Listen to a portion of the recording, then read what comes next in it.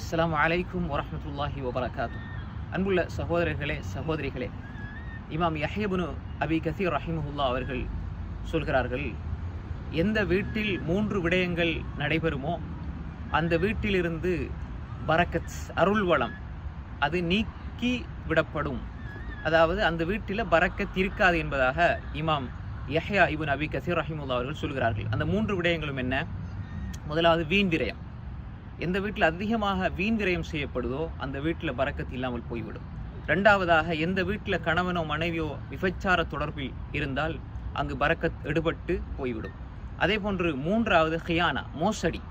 ஒரு கணவன் மனைவிக்கு தெரியாமல், மனைவி கணவனுக்கு தெரியாமல் மோசடியிலே ஈடுபடுவது என்பது வீட்டிலே இருக்கக்கூடிய பரக்கத்தை போக்கிவிடும் என்பதாக சொல்கிறார்கள். இதனை இமாம் அபூ நுஐம் அல் அஸ்பஹானி ரஹிமஹுல்லாஹ் அவர்கள் தனது ஹில்யத்துல் அவுலியா என்ற கிரந்தத்தின் 2ஆம் ஜுஸு 348வது பக்கத்திலே பதிவு செய்திருக்கிறார்கள். எனவே அன்புக்குரிய சகோதரர்களே, சகோதரிகளே, இந்த 3 விடயங்களையும் தவிர்த்து அல்லாஹுடைய பரக்கத்தை நாங்கள் பெற்றுக்கொள்வோம். அஸ்ஸலாமு அலைக்கும் வரஹ்மத்துல்லாஹி வபரகாத்துஹு.